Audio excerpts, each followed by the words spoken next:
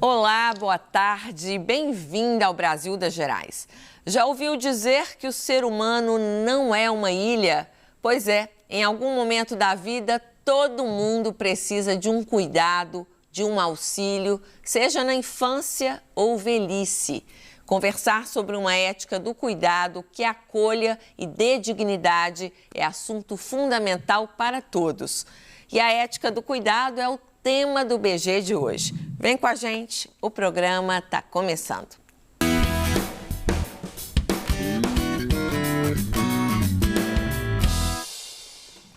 No Brasil, o debate sobre o cuidado começou graças à Lei Brasileira de Inclusão.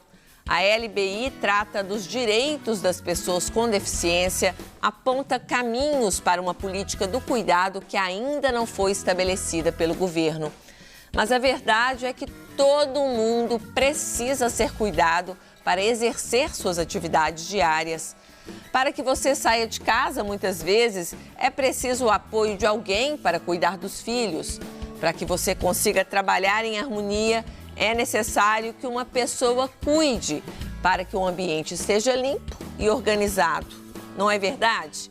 E para conversar sobre esse tema tão importante, hoje eu recebo a Carla Garcia Luiz, que é psicóloga, doutoranda em Psicologia Social pela Universidade Federal de Santa Catarina e mulher com deficiência, e também o Rogério Gonçalves, professor de Direito da Faculdade Pitágoras de Uberlândia. Olá, muito bem-vindos, cada um num canto aí do nosso Brasil.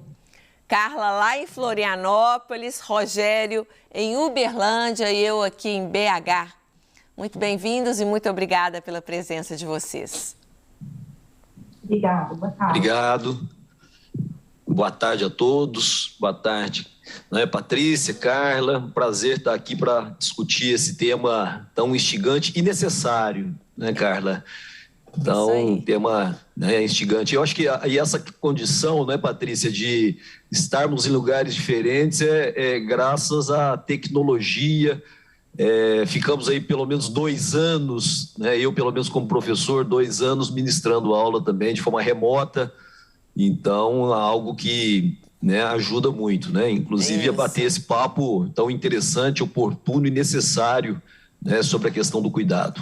Nós aqui em formato remoto ainda, em breve estaremos no estúdio, mas por enquanto usufruindo aí dos benefícios que a tecnologia nos oferece. Carla, vamos começar então pensando por que é importante pensar em uma ética do cuidado e também em uma política do cuidado. Boa tarde, Patrícia. Boa tarde. Obrigada pelo convite para estar aqui. Antes de começar a responder, então, pensando também nas premissas da ética do cuidado, eu vou fazer a minha autodescrição. Eu sou uma mulher branca, de cabelos longos, pretos, ondulados. Eu estou levemente maquiada, eu uso uma blusa bege. Atrás de mim, no fundo, tem uma parede bege também, aparece parte de um armário branco e aparece também parte de um instrumento musical e uma caixa de som. Bom, pensar sobre a ética do cuidado é importante porque, como você falou na introdução, o cuidado ele é inerente à existência humana, A gente tem essa falsa ideia de que o cuidado ele é necessário apenas a determinadas pessoas, mas esse é um engano que a gente tem, Em algum momento da vida a gente foi cuidado e será cuidado, Até porque a gente tem a ideia de que todas as pessoas sem deficiência são potencialmente pessoas com deficiência. A gente pode adquirir uma deficiência ao longo da vida. Se a gente tiver o privilégio de chegar à velhice, a gente pode adquirir, provavelmente, uma deficiência, porque a velhice é uma condição preponderante para aparecimento de deficiência. Então, o cuidado, ele está presente na nossa vida, em vários momentos da nossa vida. Para algumas pessoas, o cuidado é necessário ao longo de toda a vida, A gente está falando de pessoas com deficiência que necessitam de algum tipo de suporte, de apoio, que tem algum tipo de dependência. O cuidado é uma questão fundamental, para o alcance da dignidade, da cidadania. Ocorre que no nosso país, por exemplo, a gente não tem uma política pública do cuidado. Então, o cuidado fica ainda muito relegado às questões privadas do âmbito doméstico e não não alcança a esfera pública. É justamente essa pergunta que eu queria passar para o Rogério.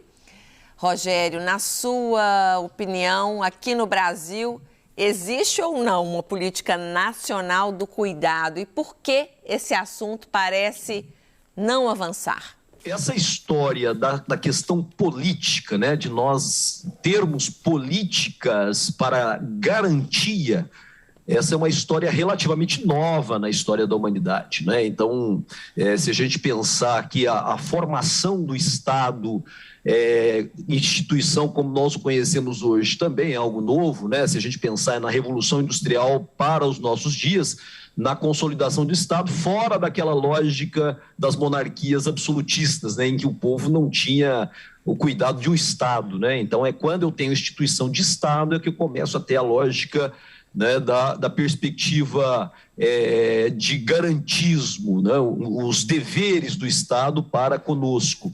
No final do século XVIII, nós começamos a ter Constituição, né? O Brasil tem passado aí, nós estamos na 7ª Constituição, e essa 7ª Constituição de 1988 que ela é mais garantista. Então, esse é um aspecto.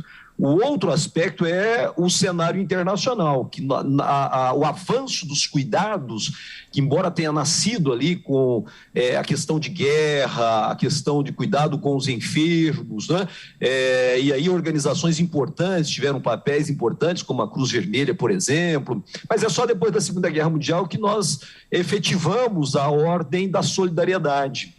E aí, nesse movimento neoconstitucionalista, quer dizer, depois da Segunda Guerra Mundial, que nós trouxemos algumas garantias. E nós estamos com uma Constituição, então, muito nova, né? E aí, dentro dessa questão de avanços, né? Quer dizer, trouxemos uma série de garantias para isso, né? E aí, abaixo dessa Constituição, nós temos uma série de leis.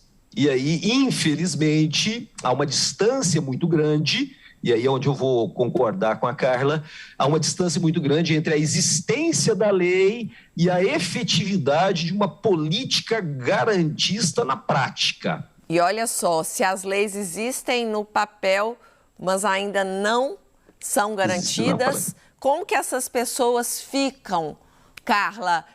Por mais que a gente saiba que esse cuidado, né, que todos nós precisamos dessa ética do cuidado, como é que fica essa questão para as pessoas em situação de vulnerabilidade?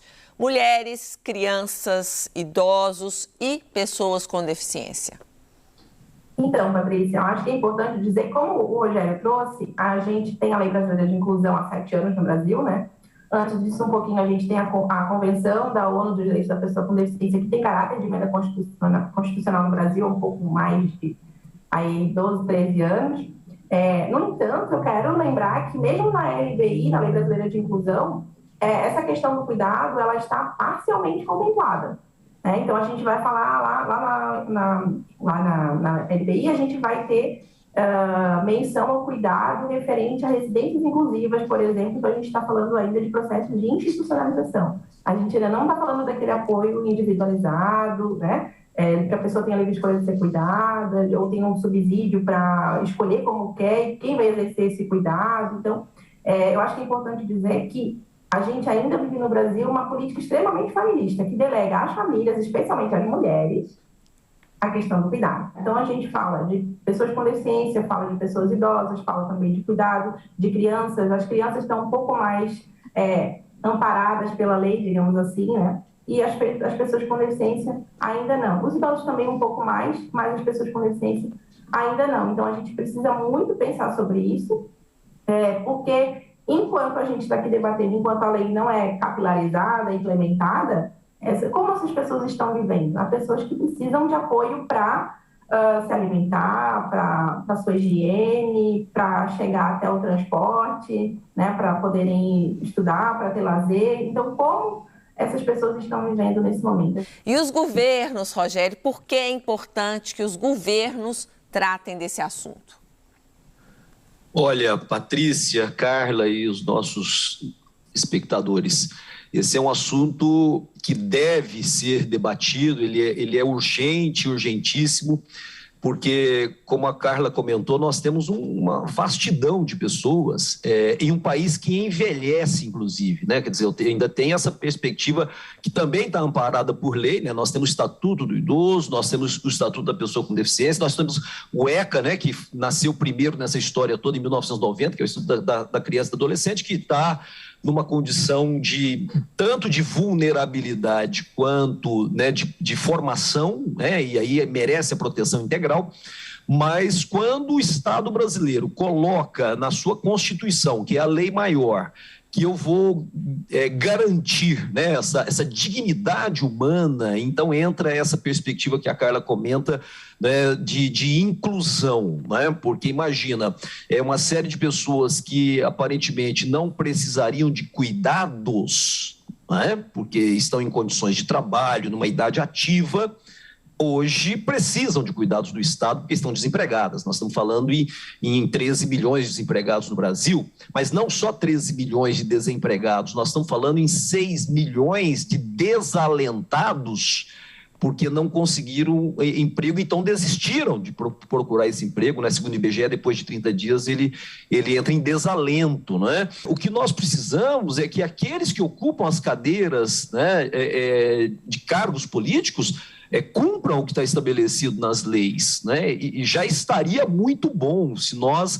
avançássemos com os fundamentos que se estabelecem, por exemplo, dentro da Constituição, quando se fala, por exemplo, da consolidação de uma sociedade solidária, justa, e não terceirizando esses deveres do Estado para as famílias, como a Carla comentou, né? Quer dizer, aí eu acabo transferindo essa responsabilidade que é do Estado, que é dever. Saúde é um dever, né, um direito de todos e um dever do Estado, né? Ele tem que trazer essa garantia e isso foi muito interessante nas conquistas que nós tivemos com a Constituição de 1988 e isso não pode se transformar em mera ilusão, né, de que um Estado garantista e rico como nós temos não possa garantir à sua população o amparo necessário, não é favor. Nós pagamos impostos, isso que eu ia falar. Né? Não é favor. Não é favor, é obrigação, como o Rogério diz, pagamos nossos impostos e é uma questão que independe aí de ser Estado, como ele disse, de ser país, né? Um fica julgando para o outro, independe também de orientação política, gente. Sim, tem que ser uma função realmente aí de todos para todos. É um tema fundamental, os desafios são grandes. Então, continue conosco que o Brasil das Gerais volta já já.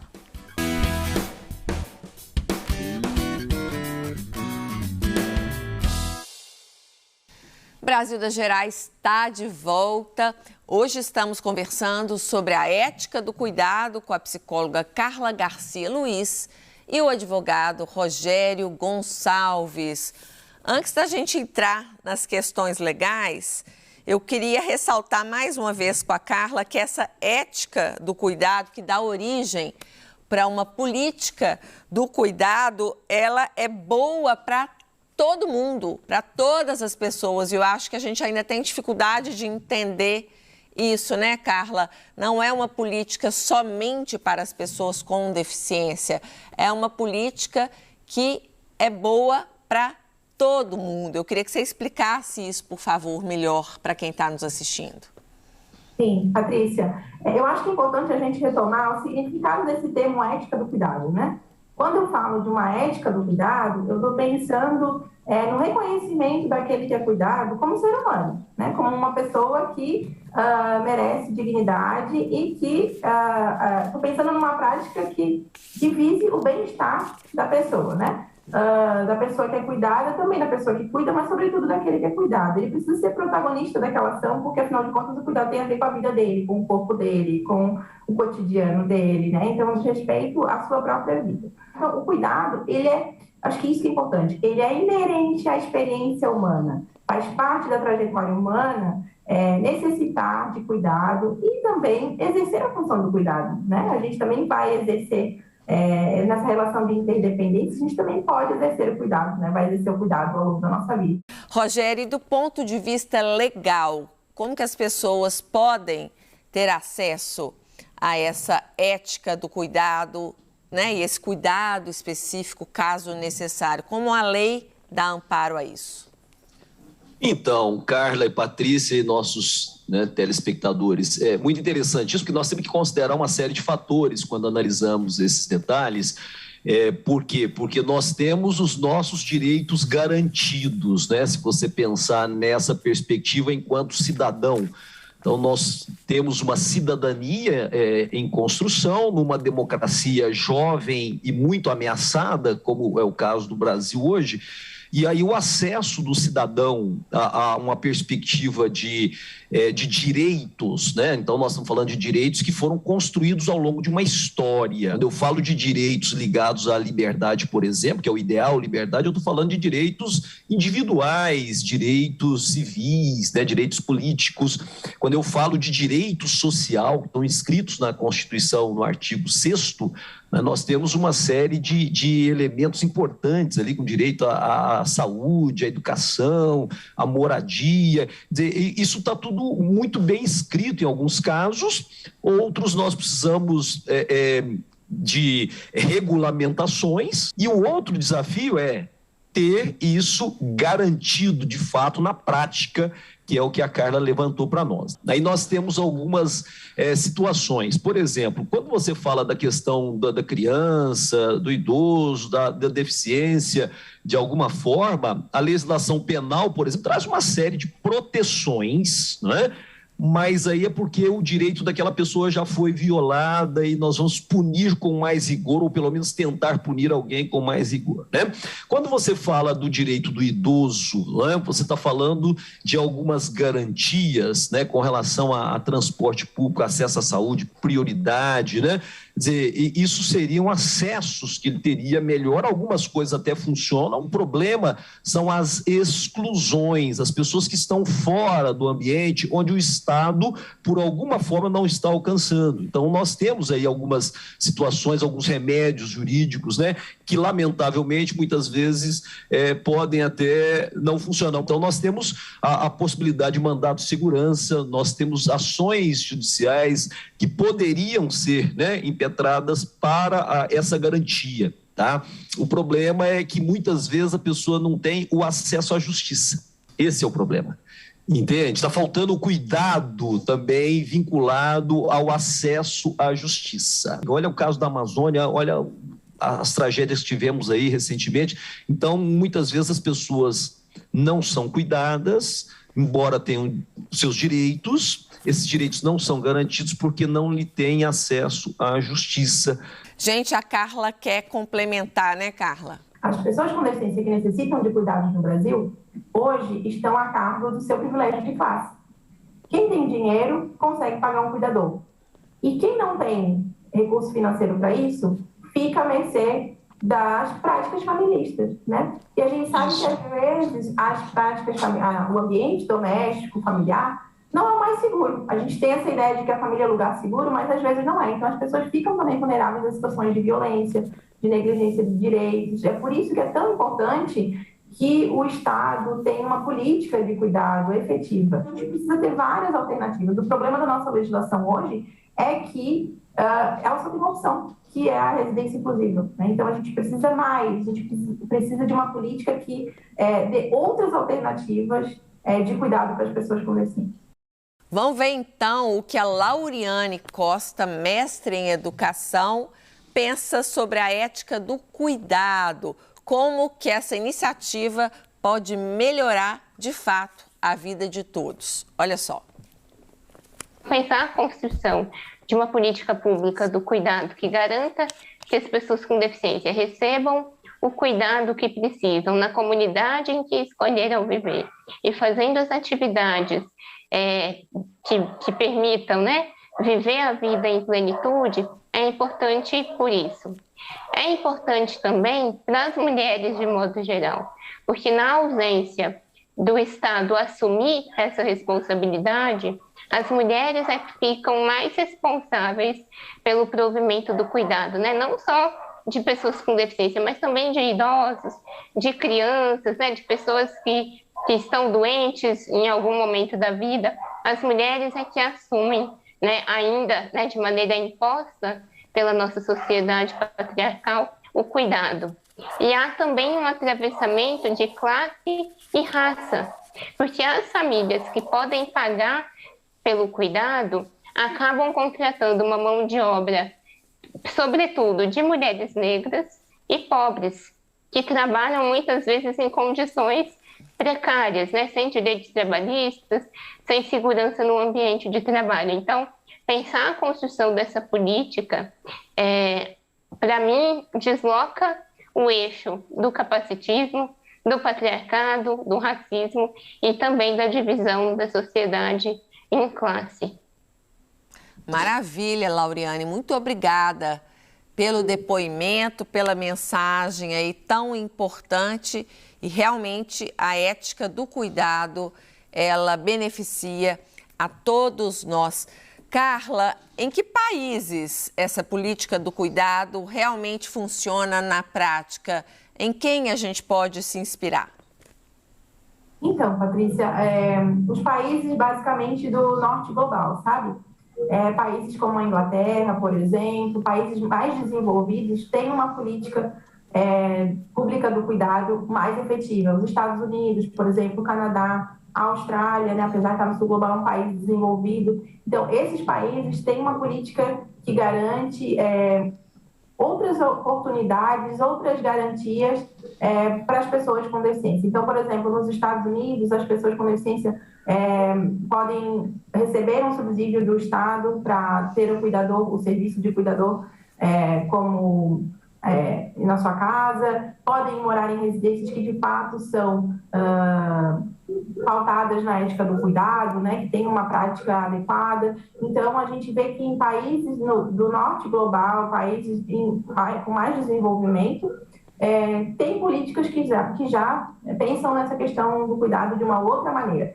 Talvez por aquilo que o Rogério falou no início, né, são países que tiveram que pensar nos seus soldados voltando de guerras, que adquiriram deficiência nas suas práticas militares. Então, os países deram conta mais cedo de pensar nessas políticas para conseguir atender as necessidades dessas pessoas e que acabaram se estendendo a outras pessoas com deficiência. Então, países do norte global têm um pouco mais países europeus têm um pouco mais de sucesso, né, digamos assim, um pouco mais, estão mais avançados em relação às políticas de cuidado. Fora a questão da longevidade, né? Que lá as pessoas vivem mais, mas aqui, como o Rogério disse, estamos vivendo mais, apesar de tudo e da pandemia, enfim. Para a gente encerrar, Rogério, uma palavra final para quem está nos assistindo, o que falta para a gente ver uma política do cuidado de fato na prática aqui no Brasil? Eu vou pegar uma carona na fala da Carla. Eu acho que é muito importante essa comparação com outros países, né? Isso é fundamental. Nós temos um índice para avaliar o desenvolvimento humano, né, que é o IDH desde 1990, né, em que não adianta ter apenas um crescimento econômico, o país pode crescer economicamente e não se desenvolver. Esse estado de bem-estar social, né, na Europa, muito bem sucedido em vários países, e aí nós não podemos ficar à mercê dos interesses econômicos em que o Estado acaba desviando suas funções para atender a esses interesses. Então, nós precisamos de consciência, nós precisamos de pessoas estudando, entendendo, pessoas que possam efetivar aquilo que está nas leis, né, instituições sólidas, para que nós possamos ter o garantismo, né? Que essa lei se concretize, já que nós as temos nos aspectos ambientais, na inclusão, na Constituição. Nós temos leis garantistas, nós temos leis estaduais, municipais, mas ela não está capilarizada, ela não está chegando de fato às pessoas. Então, nós precisamos disso, nós precisamos de uma consciência maior da população de modo geral, né? Porque estamos envelhecendo, né? Nós temos um número muito grande de pessoas e isso não poderia ser a justificativa de que nós vamos ter mais e mais pessoas, né, em situação de vulnerabilidade e risco, né? É isso aí.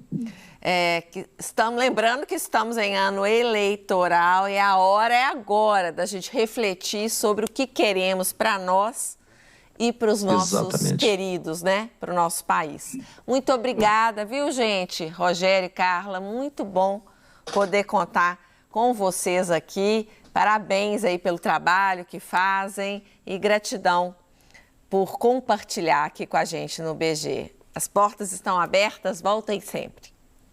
Com certeza. Obrigada. Muito obrigado. Falar sobre o cuidado é falar sobre avanços. Por isso a nossa conversa de hoje foi tão importante. Obrigada a você de casa também pela presença e pela companhia. Um grande beijo e até amanhã. Tchau!